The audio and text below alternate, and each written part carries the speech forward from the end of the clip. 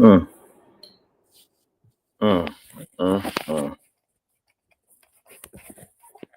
Mad Mike told y'all time and time again, but you motherfuckers don't seem to listen.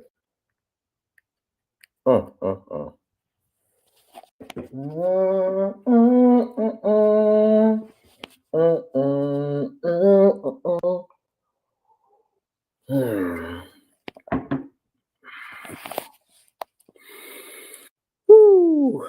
What's going on, people? This is your favorite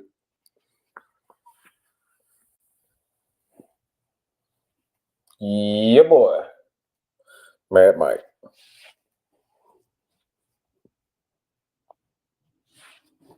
I tried to tell you. I tried to told you. But nobody want to listen to me. Y'all want to sit up here time and time again. Time and time again. Mad Mike told you. Time and time again. How many times have I said something that has come to pass? Atlanta Falcons Nation, the Unholy Alliance, the heavy hitters, we've told you guys time and time again the likelihood of certain things coming to pass.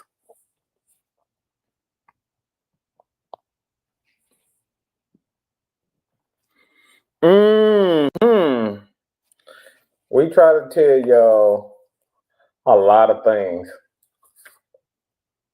We try to tell you guys to look out for a certain thing. We tried to tell you. We tried to told you. Nobody will listen. Nobody will listen to anything that we gotta say. But before I get into that, I want to start on something. I just let me start by saying this.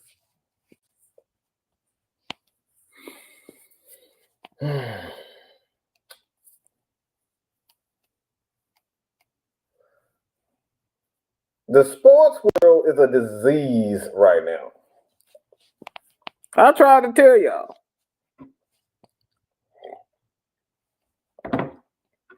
It's a disease. The sports world. Notice I said sports. It's a culture. And it's a sick problem. It's a serious problem that we have right now.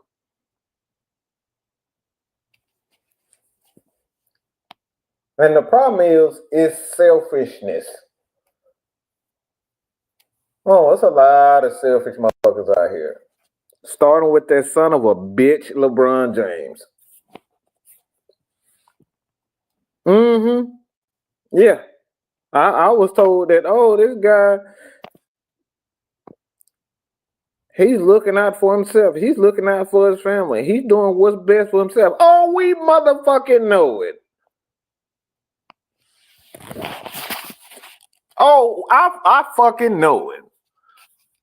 I fucking know it. I've been telling you son of a bitches ever since he left for Miami that this son of a bitch don't give a fuck about nobody but himself. No. Y'all want to say, LeBron is so good off the court. He praises people. He loves people. He gives people money. Motherfucker, you know how many people in the sports world give money away? That don't make you fucking special. That don't make you fucking special. The greatest cocksucker LeBron. Let me rephrase that because some kids might be watching it. I'm sorry, y'all. But one of the biggest LeBron fans in the world right now is finally starting to see. He's been seen. He sees the light. He sees the light. Oh, he's finally starting to see it.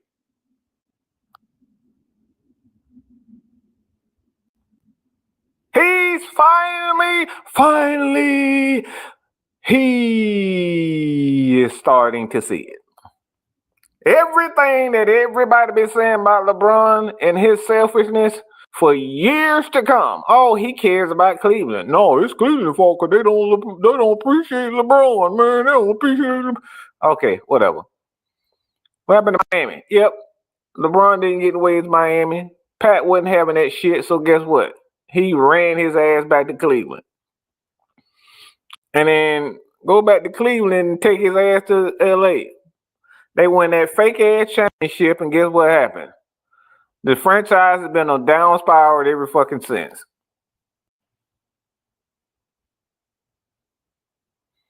But why am I bringing up LeBron James in this? Because guess what? All right, let me be nice, y'all. Shannon, the nut hugger of LeBron James, finally came out of his mouth and stated that LeBron James is selfish. You will never, ever see LeBron fans say things like this.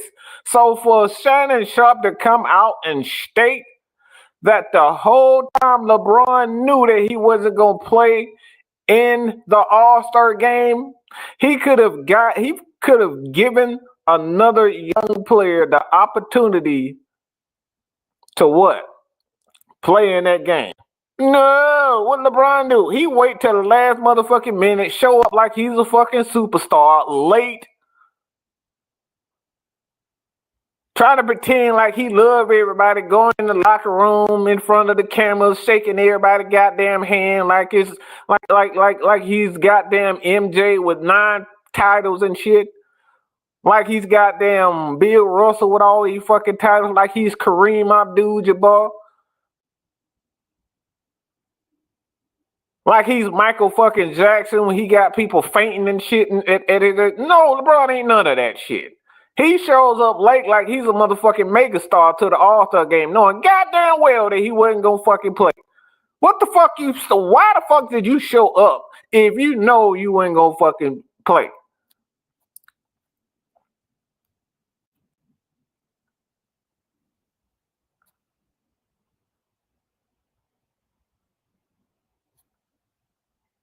He knew he wasn't gonna motherfucking play. He could have given a kid an opportunity to take his place, and guess what? No, LeBron didn't give a fuck.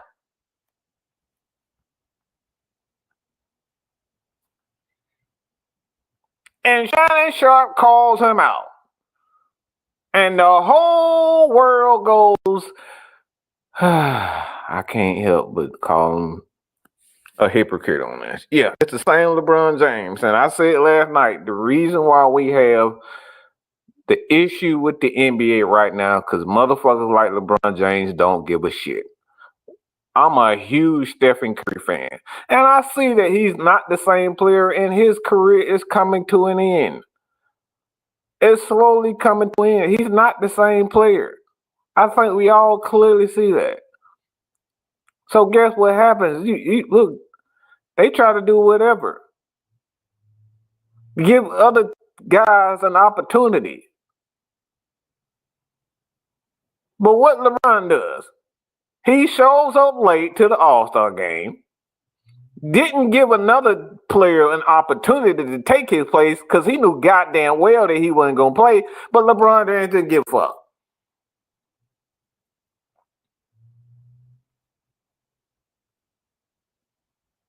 Didn't give one flying fuck about nobody.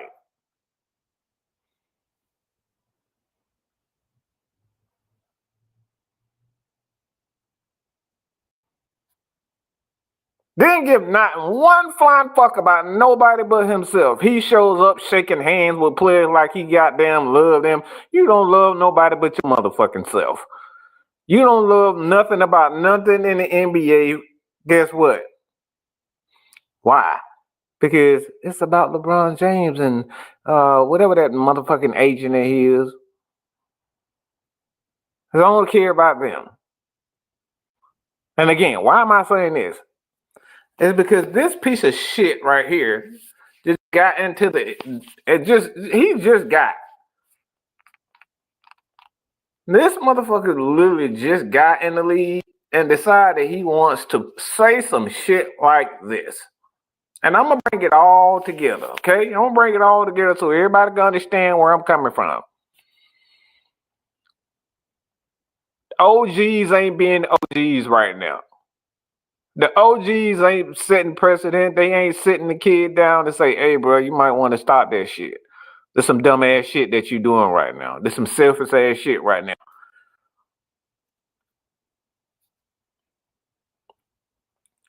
So we got this alien. Look, we got this goddamn goofy nigga right here. Motherfucker ain't won nothing. Cam fucking Ward got the fucking audacity to sit up here and say some shit like this. Okay, if you're either going to draft me or you're not. If you don't draft me, that's your fault. You've got to remember you're the same team that's got to play me for the rest of my career, and I'll remember that.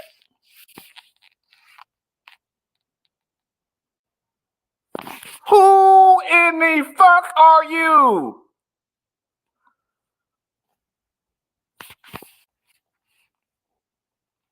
No, really, who in the fuck are you?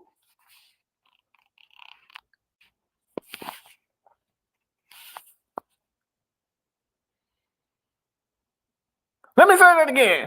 Who in the fuck are you to come out and say something like this? Bitch, you ain't won shit.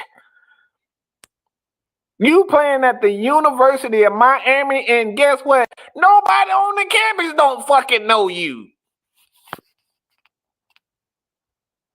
You ain't a legend. You ain't a University of Miami legend. You ain't won a natty for that team. Bitch, have you even made it to the college football playoff? Hell. This is what the fuck we talking about.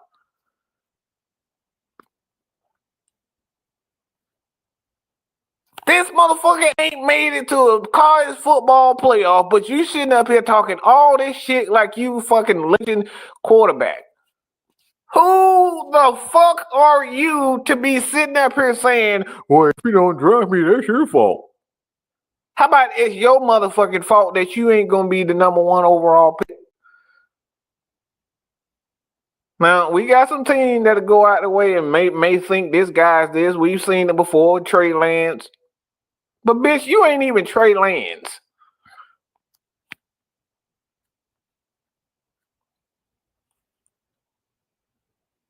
We talk about the same type of kid that paint their neck. Look, Chris. This is what I'm stopping.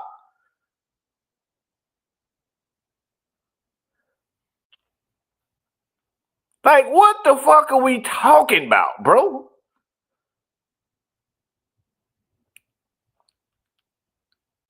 You ain't even in the league yet. Anthony Richardson had this same attitude. And guess what that left them? Nowhere. Zach Wilson had the same attitude. Guess what happened? Nothing.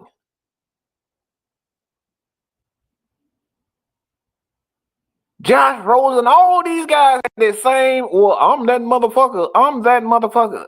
And guess what happened? Absolutely nothing. Bitch, Stetson Bennett, he more received than you. He got more fucking got better numbers than you, and that pains me to say that shit. And anybody who know me know that pains me to say that. Bitch, you ain't even Stetson Bennett. You got some motherfucking nerve to sit up here and tell somebody that if they pass on it's their fault. Man, you don't sit your stupid ass down somewhere and comb them nappy ass goddamn dreads out your fucking head. Got some motherfucking nerve to be sitting up here talking shit like you that motherfucker. Like you that dude. You ain't did crap.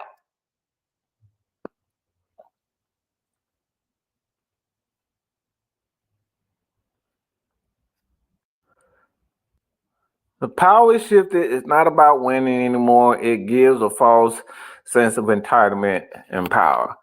I wholeheartedly agree. And again, this goes back to guys like LeBron James. He doesn't have LeBron James don't care about winning, bro. LeBron James cares about building his legacy.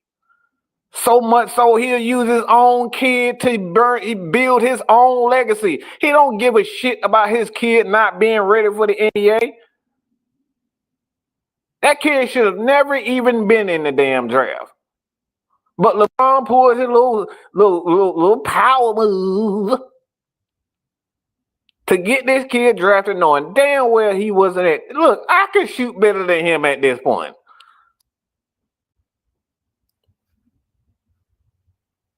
You got some nerve, Cam, to be sitting up here and talking about, bro, we haven't even gotten to the combine yet, and you already run your damn mouth.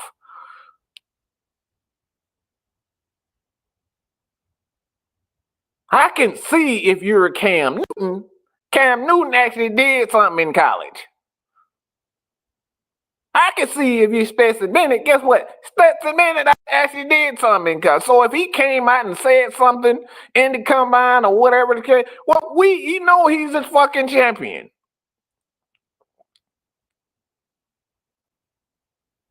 But you got some nerve, audacity to be sitting up here talking about other teams. It's your fault because you didn't. Man, sit the fuck down. This has nothing to do with confidence. This shit right here is dumb.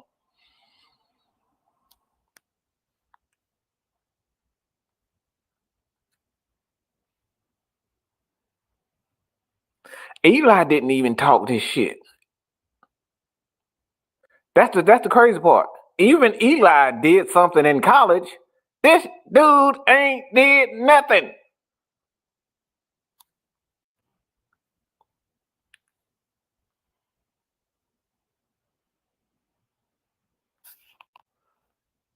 And you got the audacity to be sitting up here to be saying this? Yeah. So I got that off my chest. In regards to just where sports is right now, like I said, nobody cares, man. We're not setting a good precedent. We're not setting a good standard for a lot of these young kids because we got motherfuckers like T.I. and all these other motherfuckers that's in the game right now. They will suck the life out of somebody's pinky finger just for a check. And they know the music is garbage. Man, let that little young guy do what they do. Man, look. It's okay to give somebody advice. It's okay to tell people, yeah, that shit that you doing right now, that's some garbage, bro. And the only reason why you getting this is because people follow you because of a social media following, a trend. We see this all the time, where athletes think they megastars, and then once they get a little dose of reality, their whole world coming crashing down. We seen it with, guess what? Tim Tebow. Everybody thought he was the greatest thing in the fucking universe. That he can come into the league and run around in fucking circles without actually learning how to be a quarterback. Yeah, he didn't want to learn how to be a quarterback. Tim Tebow thought he was perfect until he brought his ass to the NFL and got a little dose of reality.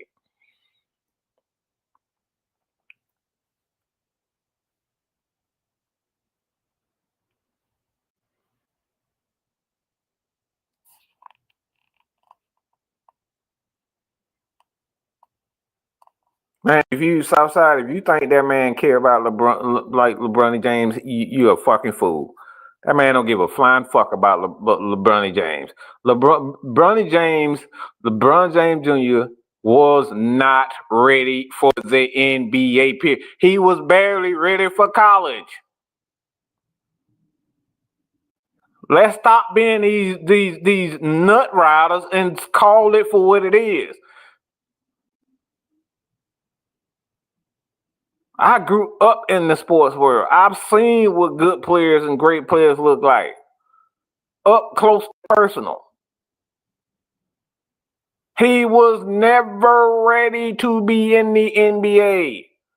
And if he had a good father that actually cared about him, he wouldn't have did what he did. He would have said, son, you're not ready, you're too small, you're not this and you're not that.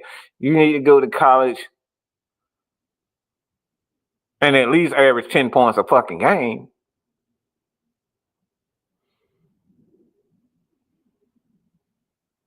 Not a G League. Because they didn't draft Bronny James for him to be playing in the fucking G League. Like, let's be real with ourselves. Like, stop it. That's nonsense. You gonna draft a young cat just to send him to the fucking G League? What the fuck are you wasting the draft pick for?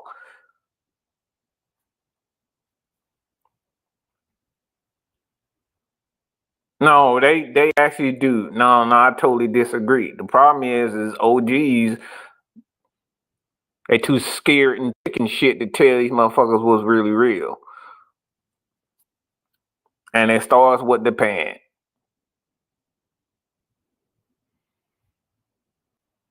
It starts with the parents. Parents too chicken shit to tell their kids was right because they know the kid, especially these days, that if you try to tell the kids what to do, guess what's gonna happen? They're gonna get the money and ostracize and kind of put the parents at,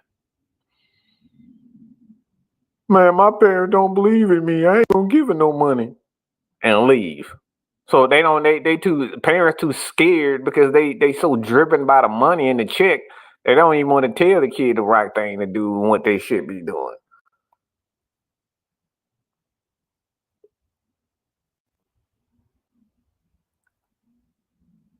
Parents and mentors are too scared to put a kid in their place. Yep. Yeah, because they scared that the kid might leave them. And they won't give me $1 million. Yeah, they too scared. So they just let the kids do whatever they want to do and say whatever they want to say.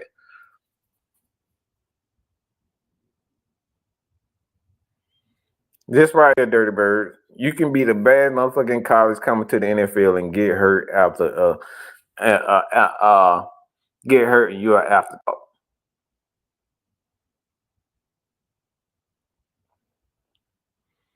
Bryce James is much better than him.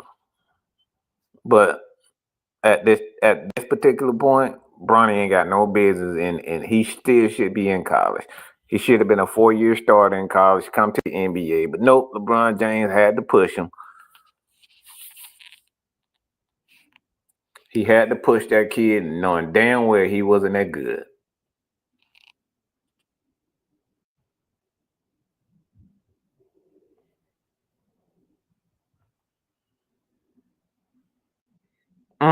Me, yep. Exactly what I'm talking about. Hey, dad out here trying to push him to be a thug, and then Ja Morant got in all that trouble. Had to try to get himself out of that. Because he was scared shitless. One thing I'll say about Trey Rayford Jr., Rayford Young, Trey's dad, that he's always in his kid's ear, telling him what he needs and giving him advice.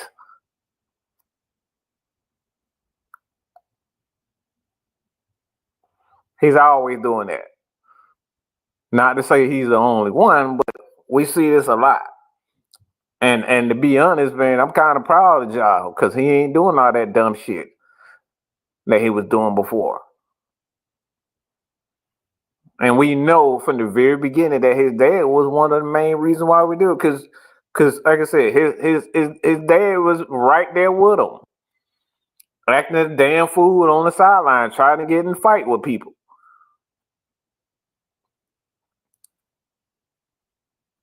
So let's get to this Falcons content. And a lot of people probably saying, Mike, what the hell are you talking about? Talking shit again. Well, first of all, I want to say this, and it's going to offend a lot of people. Y'all got to stop listening to these motherfuckers on Twitter and on Instagram talking about this team is been calling this team to trade this guy. How the fuck you know?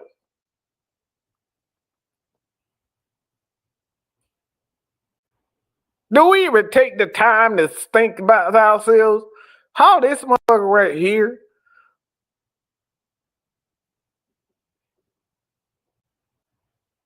Do we even take the time to think and say, man, I don't even know if this real?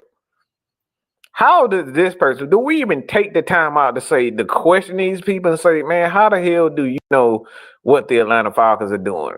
Who you talk to?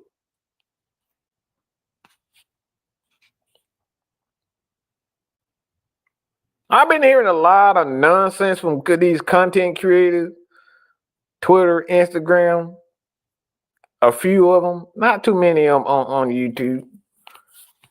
But a lot of these creators out here putting out this bullshit talking about, oh, the Chiefs are going to be looking to trade for Kyle. Who the fuck told you?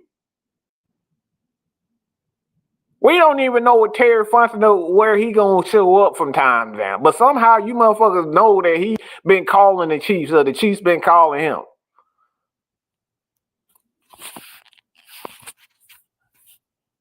Furthermore,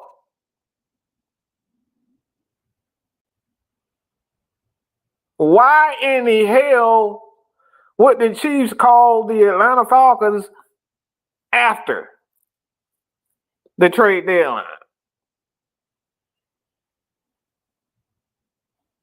Let me say this again, because that's how what over y'all head. Why would the Chiefs call the Falcons after the trade deadline? Do y'all know that even goes against protocol? You have to wait for the league year to actually officially begin.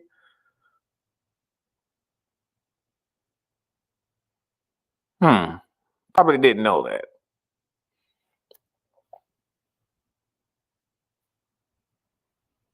Probably didn't know that. You remember when we all this nonsense was out about Deshaun Watson and the Atlanta Falcons? Oh, the Atlanta Falcons are shopping and they talked to Deshaun Watson? No, they never did. D. Orlando never confirmed it. Adam Schefter never confirmed it. All these other guys that was saying, yep, it's almost a done deal. Deshaun Watson to the Atlanta Falcons. All these fake ass content creators out here, all these insiders were telling y'all, and y'all ran with that shit. Y'all ran with that shit.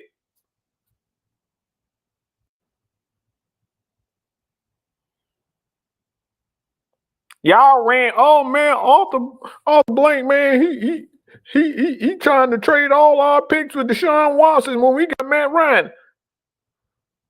This man, I asked around.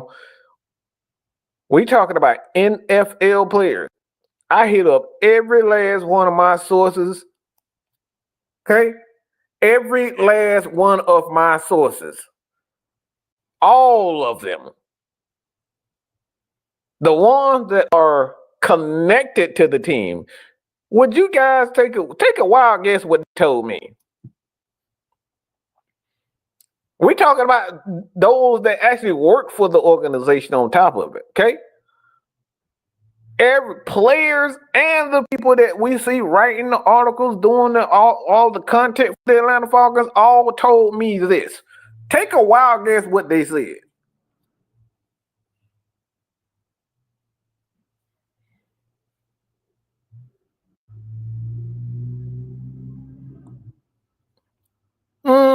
Come on. Every last one of them said, well, I haven't heard anything. And even if the Falcons were doing certain things, we get a vibe. I'm not going to say you actually seen these people on our shows, but we get a vibe that something is about to happen. The Falcons won't be absolutely clear about what, but you get a vibe around because these people are constantly around Terry Fontenot, the Myles Garretts, the Torrey McElhaney's, Kelsey, like all of these people are constantly around the Atlanta Falcons, and they all told me, including guys like Terrence Mathis, all these people then told me the exact same thing. Man, we not hearing the damn thing on that. I haven't heard nothing because normally we would get this is what they told me, all these people. Every last one of them said, man, I'm not really hearing anything. That's why you never saw D-Lid. And this is why I got D-Lid's picture up here. D-Lid never confirmed anything. D-Lid never said anything about Deshaun Watson. Arthur Blank stated that he met with a representative and sat down and talked with his representative. And then we got all these content creators from 92.9 The Game and all these other radio station and Twitter GMs. All of them said it was damn near a done deal with the Atlanta Falcons and Houston to bring in Deshaun Watson. And guess what happened? It ended up being wrong. These same people said the same thing about Lamar Jackson and all this nonsense. It should happen. This should happen. All this. It never happened. Adam Schefter never stated anything about Deshaun Watson coming to Atlanta, but yet you believe these fake-ass insiders that report for the Atlanta Falcons, y'all believe this crap time and time again. I tell people all the time, if it hasn't been confirmed by Ian Rappaport and Adam Schefter, stop. Don't believe the hype. Don't believe the hype. You will thank me later. So again, Millie Mills, all I can say is tampering happens every year. It's just when fans find out is when they want to bitch about it. So, and that's another thing about tampering. Well, the NFL has this policy, and what you're saying is a tampering, which means that you have to abide by the protocol. When the offseason happens, they have this thing called, let me get the right terminology, but it's legal tampering. It's called legal tampering.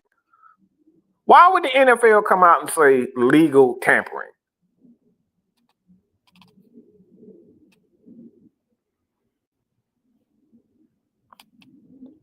They come out with legal tampering because a lot of teams like to try to get in touch with agents and secondary guys that work for the agencies and whatnot and send people here and there. And it does happen. But NFL executives can get in major trouble for this. As we saw with the Atlanta Falcons and this Kirk Cousins debacle, the Falcons got in trouble for getting in touch with Kirk Cousins via I believe it was a trainer that used to work with the Minnesota Vikings. You see what I'm saying? Like, you can get in trouble for these types of things. So when I see these people, these content creators on Twitter and call themselves an insider, well, my God told me, man, shut the fuck up. Ain't nobody told you shit. They telling you shit so you can write this dumb shit on Twitter and these motherfuckers can believe the dumb shit that y'all write. 100,000 people following a insider.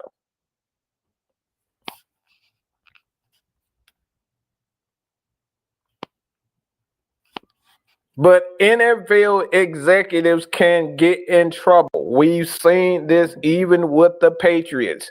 You can literally get in trouble for sending people to give out certain information. In fact, I know firsthand that this is the case. Talking to a reporter and doing interviews with a reporter, well, there's a policy in the NFL. If they figure out that you were the one that sent out certain information, they know exactly where it came from, how it got there, all this, because the NFL is very secretive when it comes down to certain things. This is why guys like Adam Schefter, Ian Rappaport, these people they have a job because they have a close relationship with the elite general managers and elite owners. They have a close relationship with these people because these owners want certain information to get out. So they use Ian Rappaport and Adam Schefter to do that. So all this nonsense y'all keep hearing about, all these fucking players being on the trade block, well, the trade block hasn't even begun. Hell, free agency period hasn't even begun, and you guys are already believing this dumb shit.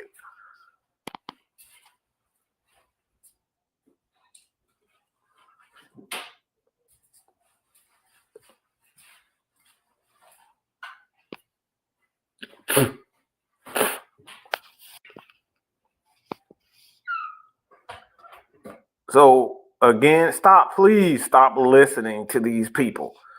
Okay, if you guys want to know the truth, I'm not saying me, but only listen to Ian Rappaport. Listen to guys like D-Led. D-Led has been in the NFL for a long time because he holds what he knows. He holds that information to himself. He can be trusted with certain information. He can be trusted not to put out bullshit. So, a couple of notes here.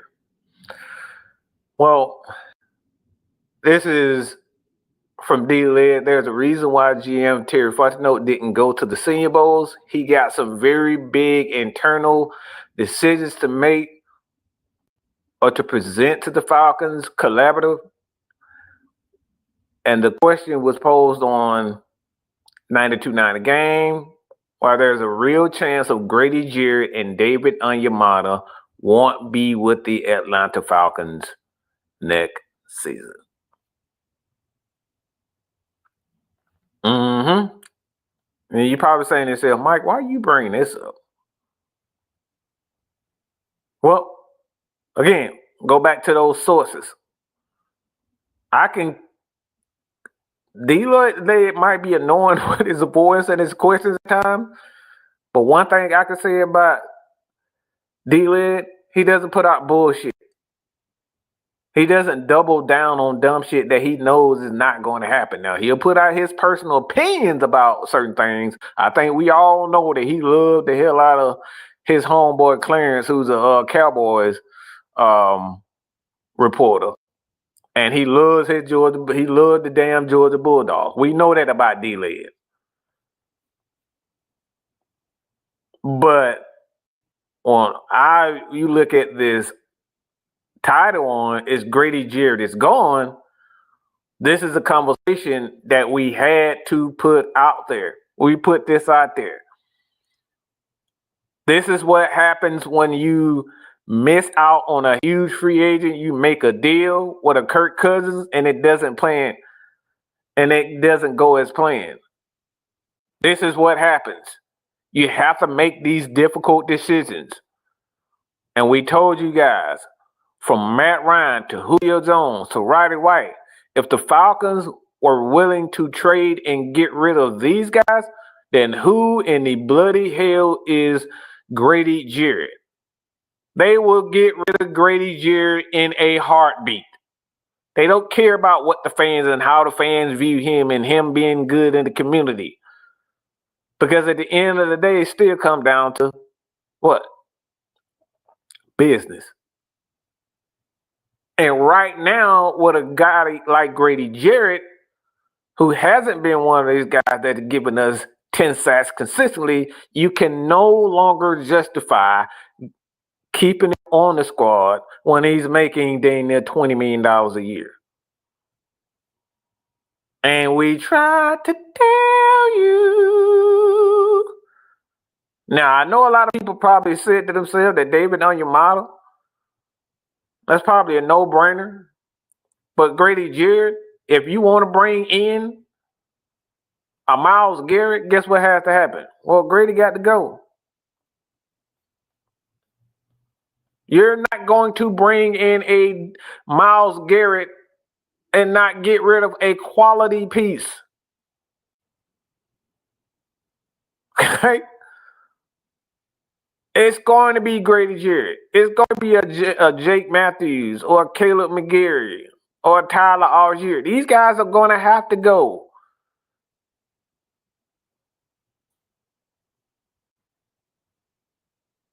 Because the money talking all the other bullshit walks. Especially if you're a player, you're not putting up the numbers.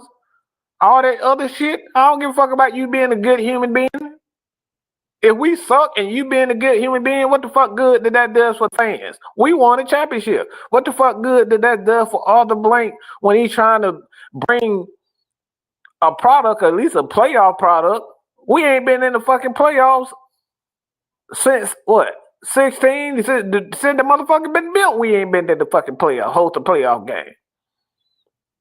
Do you think we give a dang about Grady Jarrett being a good human being and a good guy in the community? Hell no. We want to make the fucking playoffs. We want to go to a Super Bowl.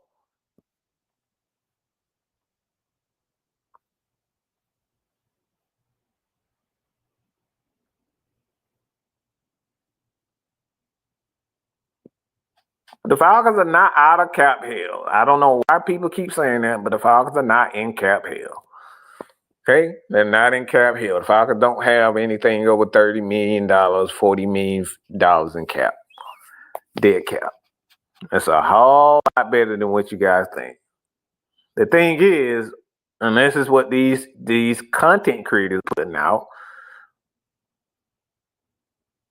that the Falcons are not going to have a lot of money to go spend big mega contracts and big mega money on these free agents. That's what the Falcons are not going to be able to do this year. They're not going to be able to do that this year. Okay? So the Falcons are not in cap hell. They just have to be a little bit more protective. They got to be a little bit more safe about what and how they spend their money right now. So they got to figure out if Tyler Algier is going to be here. They got to figure out if Kyle Pitts, Darnell Mooney, if these guys fit what Michael Penix's specialties are. If not, these guys got to go. So the Falcons are not in cap hell. They can get out of it. All right. Just got to find a way to get Kirk the hell up out of here, and then the Falcons will be good. They can ask the team. A team could be very desperate to get a quarterback, and they probably want a guy like Kirk Cousins. And say, hey, look, y'all take on this. I'll take on this part of the cap. So the Falcons still have ways. They still have options.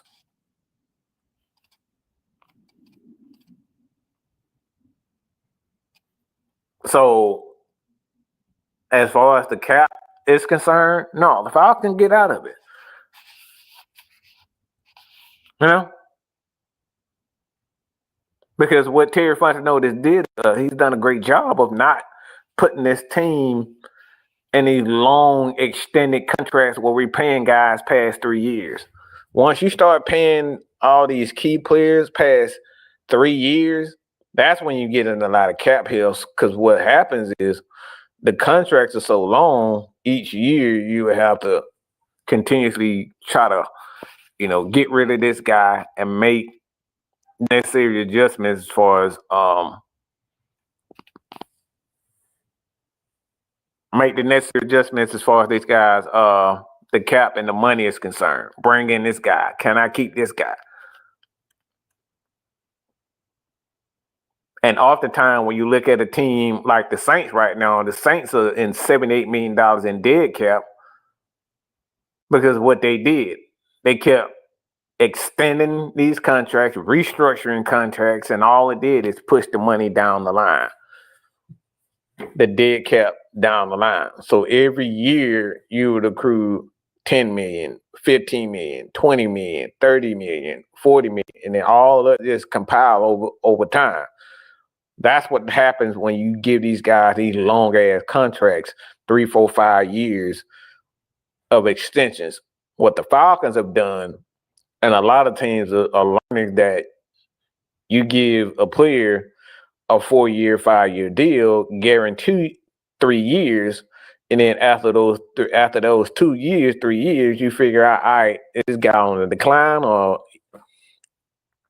or he's still worth the money.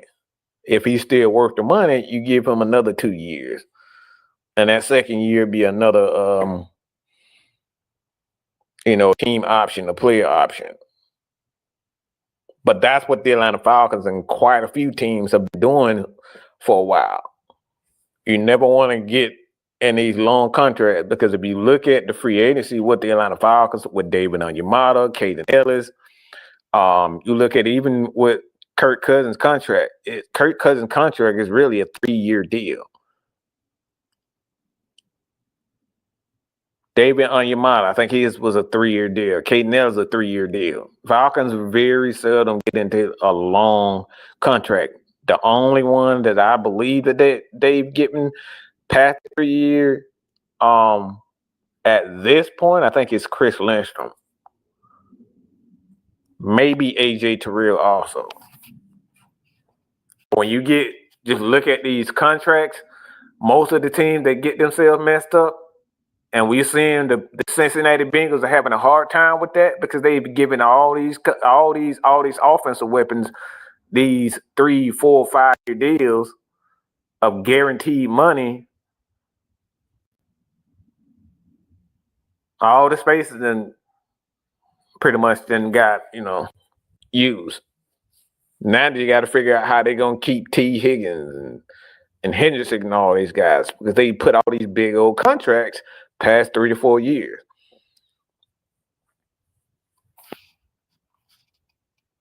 Yeah, they did extend Alvin Kamara, but that's why they're in the spot where they are right now. They just kicking, like Ant said, they just keep kicking the can down the road. At some point, you got to kick that motherfucker in the trash can or get rid of it. So right now, the Falcons are in the position where, let's just say they keep Kyle Pitts. Well, all they got to do is sign him to a 3-year deal or 4-year deal, and it's really a 2-year deal with a team option. Let's say you give him $25, $30 million guaranteed, and that's a 3-year, 40, 50, I just say 4 years, $60 million in total, but it's really a 4-year, $40 million.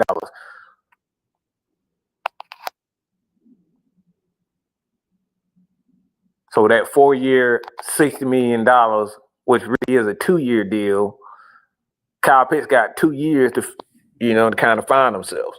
That's where the Falcons are right now. Even with a Tyler Algier, this is exactly where they are. It'll be similar to what Kyle Pitts is getting, or a David Montgomery, for example, for the Detroit Lions. He's not making a lot of money. Backup running backs don't make a lot of money. So with Tyler Algier, like, he may want to become a lead back, so he might want a little bit more money. The Falcons can keep him, but if Tyler wants more money, it's going to be one of those deals where it's a 3-year, $20 million, and it's really a $10 million guarantee for a Tyler Algier. But the fact of the matter is whether or not you want to invest in a Tyler Algier or you want to continue to draft young with a guy like a Jace McCullough or anybody coming out of the draft right now. You got a lot of good young running backs coming out right now that you don't have to pay $10-15 million. You can pay them $2-3 million and still have the same production.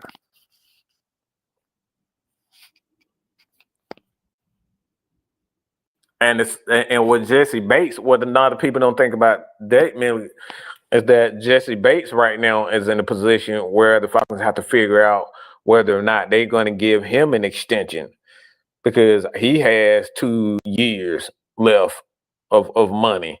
So the Falcons are in a position where they got to make a big time decision on who the money's going to get to, who they're going to extend before it's time to pay Drake, before it's time to play Bijan, before it's time to play Michael Penix.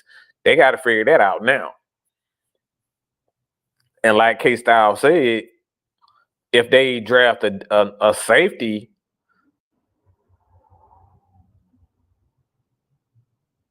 in this upcoming draft, guess what? Well, that signifies to me that the Falcons are going to let Jesse Bates walk, and they're not going to pay him $20 million a year, which in my opinion is a good idea because guess what?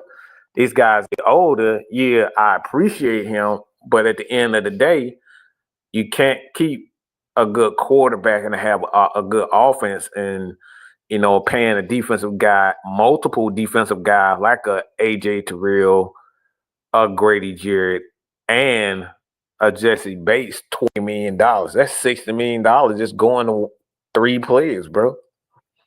That's a lot. So the Falcons could be in a position where they draft a young stud safety coming out, and he's the insurance policy for Jesse Bates because Jesse Bates might think he's a defensive player of the year and say, look, I had X amount of numbers.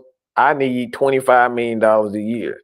And based on his numbers, he could garner that either with the Atlanta Falcons or another team.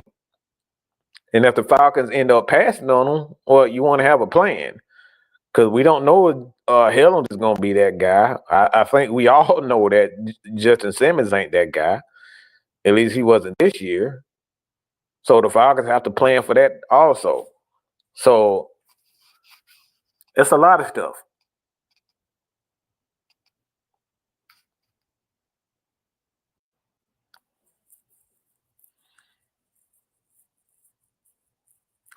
Yeah, like I said, it's definitely a stacked running back class. So there's no guarantee that a Tyler Algier, Jace McKellen, and all these guys going to be there because, like I said, it's a stacked running back class. It really is. So the team's really going to get it's a lot of teams going to get some quality backs, and they're young. And again, you don't have to pay them anything over $10 million. That's the part. So you can get a 1,000-yard rusher for $2 million a year, if that, bro. What you guys want that? I would rather get the same Tyler Algier production for $8 million less, and then use that $8 million that I got less, get that to a guy that's a free agent, or pay one of our up-and-coming young guys to get him to stay. Or keep a guy like Caden Ellis. I would much rather do that.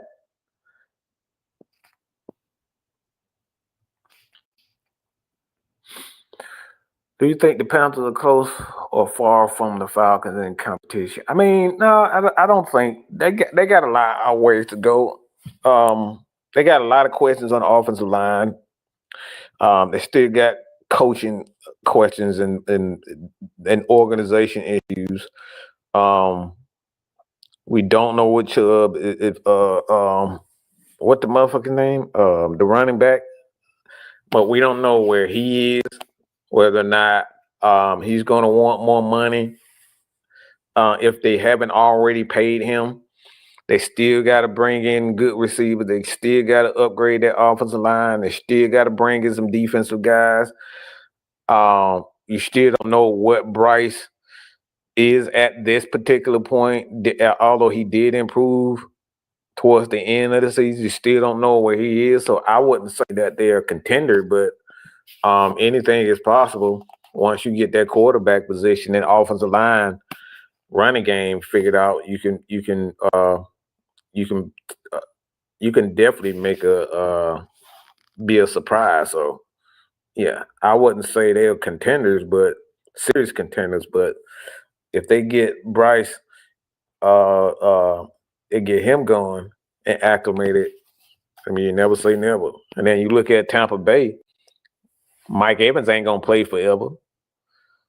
And how often do you want to keep going back to that same well with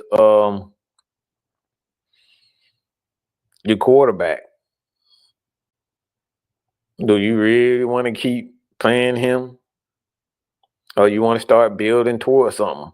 I don't think Tampa is going to win a championship the way that team is currently constructed. So Tampa is in the position where the Falcons were, in my opinion, 17 and 18. They got to figure out if they really want to keep pretending as if though that these guys are actually going to win a championship.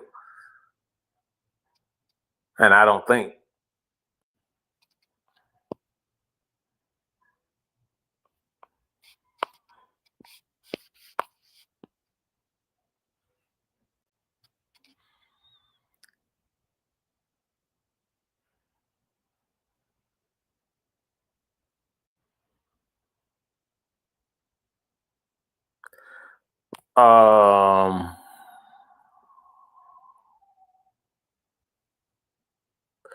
I mean,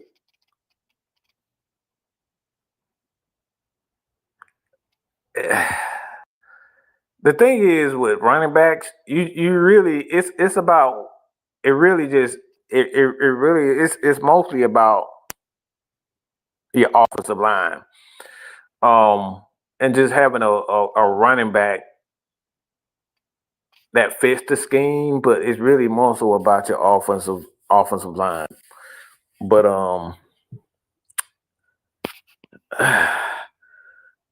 I think with our offensive line, we can bring in some guys that are a little bit more athletic than Tyler Algier, and then it will fit the offense with Mike Penix at quarterback more so.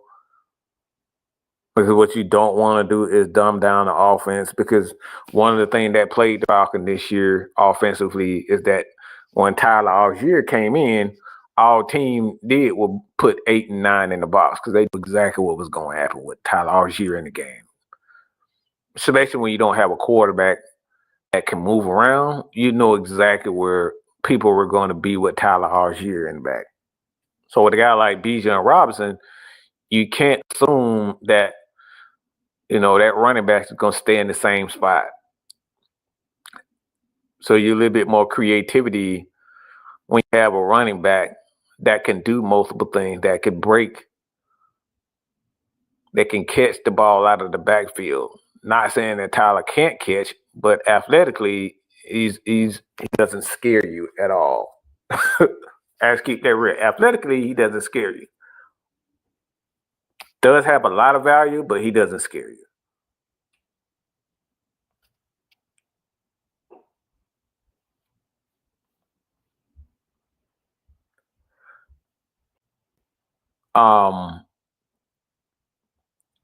And Mark Romaldi, and this is one of those things too that I wanted to talk about also, and we'll probably get more in depth as time goes on, but the possibility that Drew Dalman could be going to another team.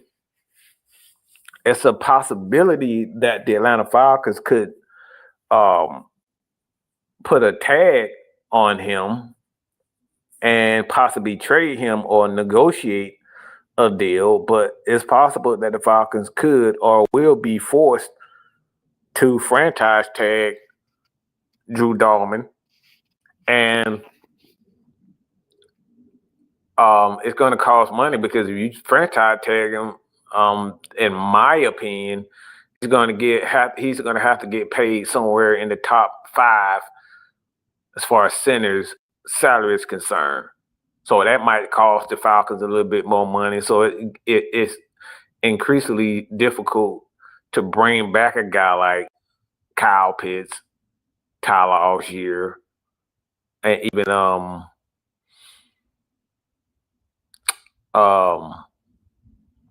Matthew Judon if you want to go there. So it's even more. Like I said, it's even more difficult to even think about bringing a guy like Grady Jarrett back because of a guy like Drew Dahlman and what happened. No, I know people saying Jamie and Sherwood is a bet fit for the Falcons. I guess if the Falcons are going to run a lot of concepts, or if Ulbrich knows how to use them, then I'm all for it. But if he's talking about anything close to $20 million for a linebacker, I'm good on that. I would much rather get younger, draft a young linebacker and go with that. Get a guy like, just count on a guy, or at least try to count on a guy like Trey Anderson. Like, I don't want to pay $15+ million for a Sherwood. There's a reason why this guy is a free agent. Not saying that he's in a good linebacker, but I would much rather draft a young guy, develop him, than pay him $15 million at linebacker.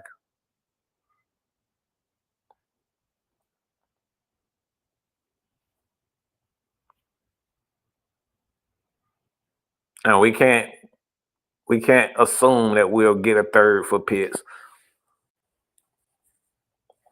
And that's the thing. We assuming that we get all that.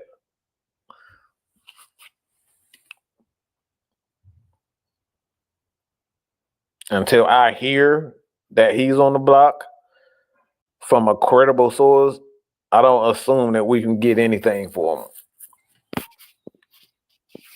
And at this point, where the Falcons are, because of the issue with the contract with Kirk Cousins, that's going to erase about $20 to $30 million, maybe $20-30 million in salary. The Falcons have to be smart about allowing or just getting rid of talent. You can't just get rid of talent because you want to give a draft pick, because even the draft pick isn't a surefire thing. I would much rather keep a Kyle Pitts, because I know exactly what he's going to give me. He's going to give me 500+ yards a game, a season. We know that. I don't know if we drafted a guy in the second round as a tight end or third round that he's going to give me that. So I'd rather keep a guy, know what he's going to give me, than just give away guys because, a potential third round or whatever.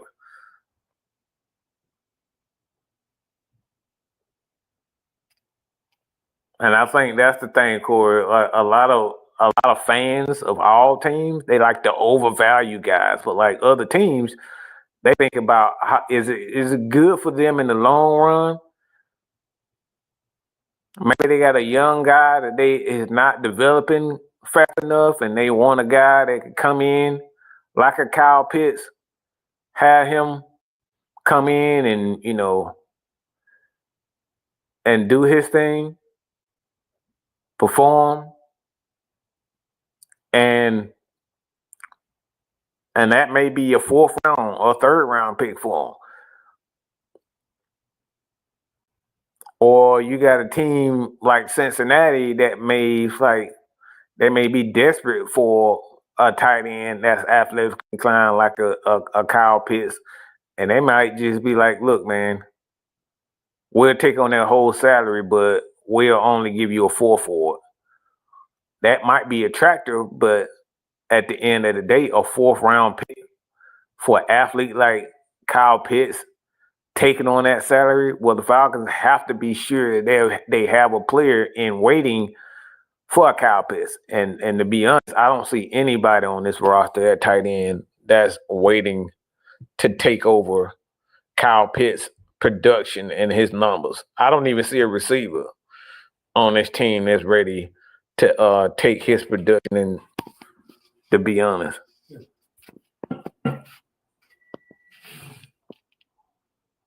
So I think everybody just want to give away talent because he's not the next Julio or the next Roddy. You just want to give guys away. But we got to be sure that there's a replacement for Kyle Pitts on this team already. Because if he let's just say the rookie, we drafted a rookie in the second round, as we've seen with guys like what's the defensive tackle? God damn it. Play that arm when we drafted in the second round. Oh, goddamn, tipping my tongue. We done drafted so many defensive tackles and defensive linemen in the second round, and these guys aren't even seeing the field.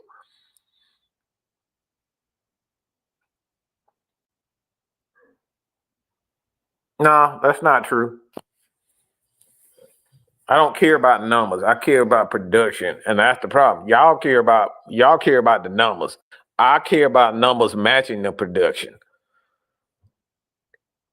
I care about the numbers matching the production. Because what happens is a lot of people just see, all right, he got 600 yards, but if this guy got 600 yards and he got nearly 90 targets, that means he's getting the ball a lot in order to get those 600 yards. But if you got a guy like Kyle Pitts or anybody at that, for that matter, these guys getting 60 targets and he's getting 600 yards off of 60 targets. Well, the 60 targets is more productive than the 90 targets. So I don't care about the numbers. I don't care about yards. I don't care about touchdowns. The numbers the numbers have to match the production. We got to look at how guys are being used in the offense in order to say, all right, this guy is worth that. And that's why a lot of teams mess it up, because you look at numbers and then when the guy come here, he's not doing the exact same things that got him the 600 yards or the 15 or the 10 sacks. And we've seen that with Dante Fowler. Dante Fowler coming here, he got to be one to take on those double teams when he's with Atlanta. But when he goes to another team, he doesn't have to take on those double teams, and he puts up 10 sacks. So the numbers have to match the production.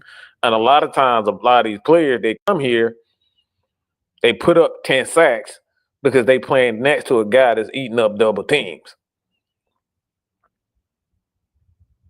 And when they get double teamed, they end up getting 4 sacks. And we see that time and time again with the Atlanta Falcons.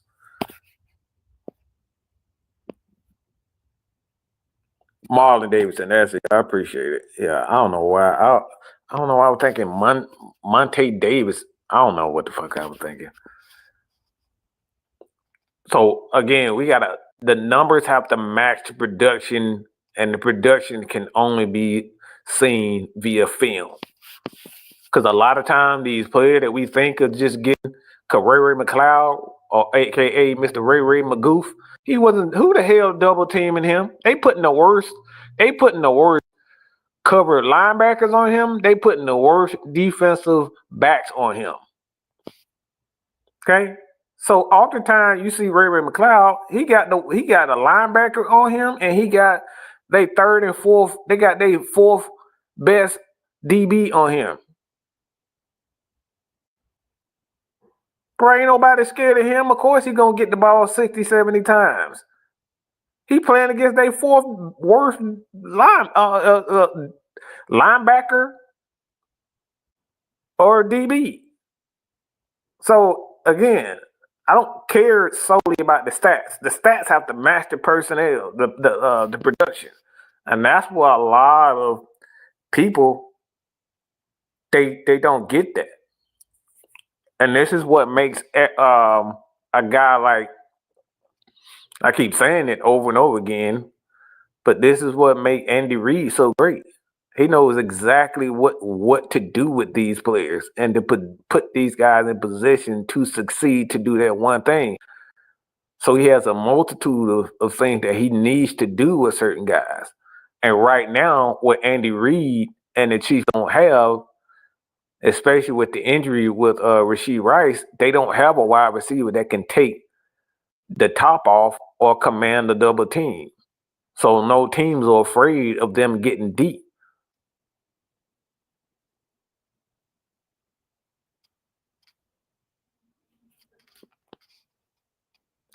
No, offense definitely needs a tight end. The problem is, and this offense I said this year is that the problem is that Kirk Cousins, like to be honest, I think he kind of sabotaged the Falcons offense towards the second the second half of the season because he was playing. He knew damn well he was hurt and he couldn't get the ball to the players like he normally could. And we saw the production because if you look at the first 8 games of the season, Kyle Pitts had a very good year.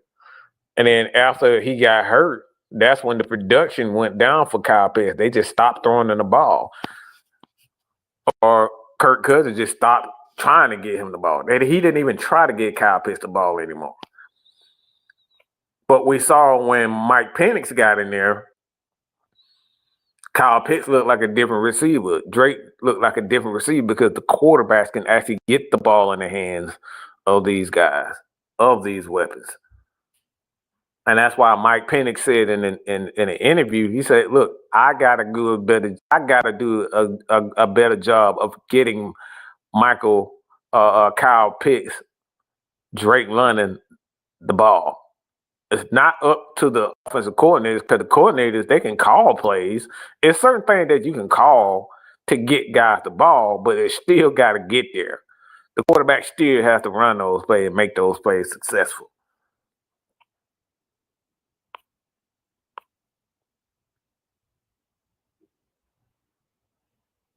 So, and that's why I go back to Drake London. Drake London is more of a Mike Evans. He's not going to take the top out. Now he's gonna make a few plays here and there downfield, but for the most part, Drake does his damage in the middle of the field.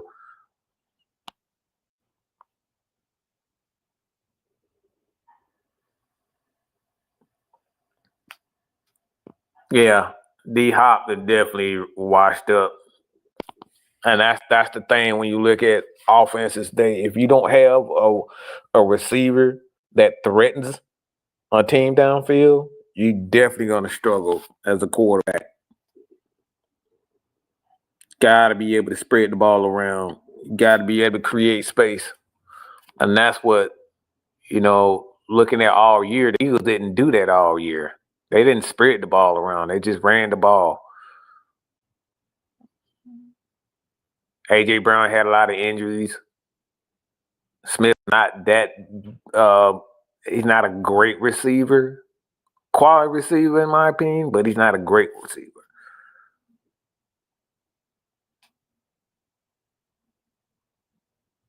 But if you don't think that Kyle Pitts is a part of this offense, then you really haven't done a lot of research as far as watching film.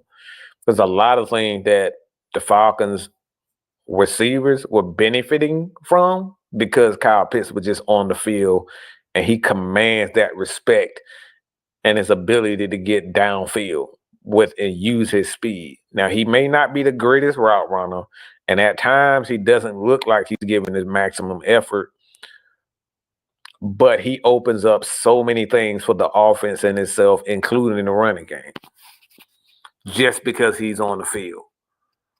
And these are the reasons why I don't want to just be giving Kyle Pitts away because he hasn't exceeded certain guys' expectations. Now, I'm not going to pay him $20 million, $15 million, but I'm just not giving Kyle Pitts away if I don't have a plan. And right now, y'all can say what you want, but I don't believe in no damn Charlie Warner to be able to do Kyle Pitts. Let's just keep that real. Charlie Warner, Ross Dwelly, those guys are not Kyle Pitts in any way, shape, or form.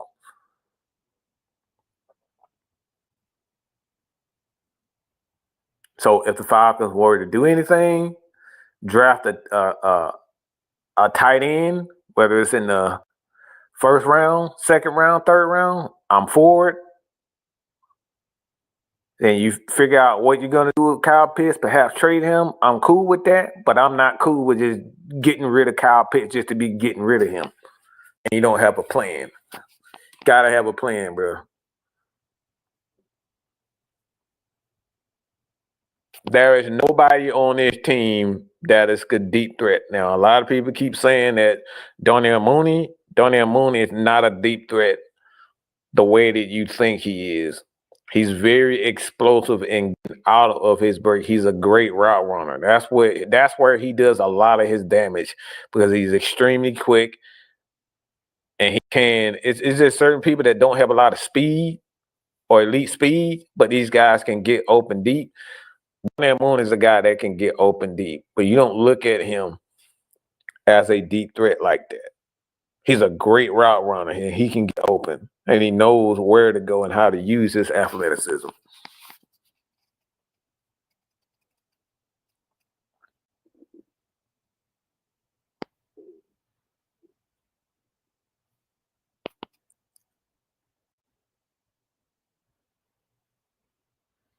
No, I don't know. No, I don't believe so. And like I said on K Style, I don't have a problem with Warner or Ross being tight end number one. The thing is, if they're gonna be tight end number one, you better have a number 3 wide receiver. Because that right there is it's really gonna hurt the offense because no, you don't have that receiving threat anymore. Ain't nobody scared no damn Charlie Warner and Ross Dwelly as a receiver at all. Nobody's afraid of it. So if you're gonna do that, you either gotta double up on tight end, receiving tight ends, or receivers. You gotta bring in more weapons to do what Kyle Pitts does. So I have no problem with them guys being tight end one, but you better be getting me another wide receiver in here if you're gonna do that.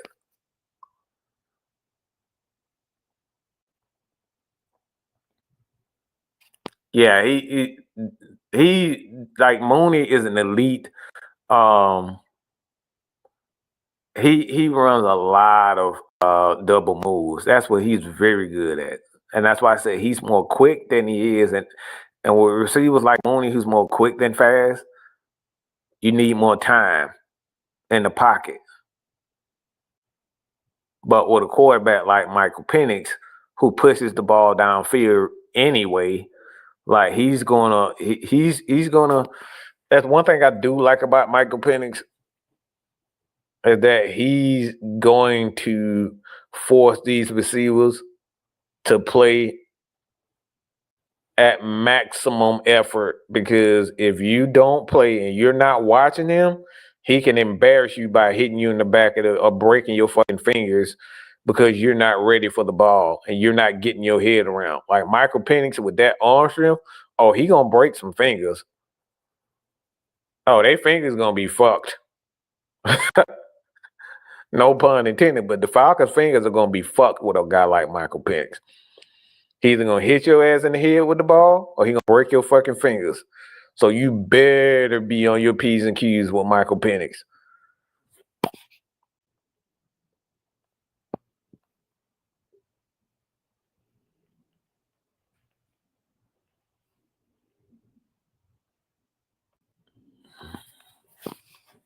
So with that being said, man, I appreciate everybody for joining your boy. I'm gonna do a couple of more videos. I got some tape that I want to put out. All right, so hit that subscribe button. Tell your friend to come chat Falcons football with your boy. Also, leave your comments. All you wrestling fans out there, leave some comments out there. Some of your favorite people in hell. You know, Truth got some stuff coming on. We got the Elimination Chamber coming up real soon. Next week, we're gonna do a live show on that. We're gonna do a live show on that. But like I said, man, don't be surprised if you see Grady, Jared, and David Onyemata gone. The Falcons are going to be they're in a position right now where they have to make a big change. And I said it before. If we get rid of Matt Ryan, we get rid of Julio Jones, we get rid of Roddy White, we gotta stop holding on to these players, okay? We gotta stop holding on to players. Again, we traded away the greatest quarterback in Falcons history, the greatest player in Falcons history. We just trade him away. If y'all don't think Grady Jarrett can be traded or he can be gone and the Falcons have ties, they don't have ties to anybody. They will get rid of anybody. The Falcons would do screw anybody. Okay? So that is the truth. So don't be surprised you see a Grady Jarrett gone, a Kyle Pitts gone, any one of those guys gone. Stop holding on to these players. It's a business. And that's the bottom line because Mad Mike said so. Deuces. Put your eyes back in your head. Pry their eyes open and force them to see the truth. We will skin the sheep and sacrifice the weak. The unholy alliance has arrived.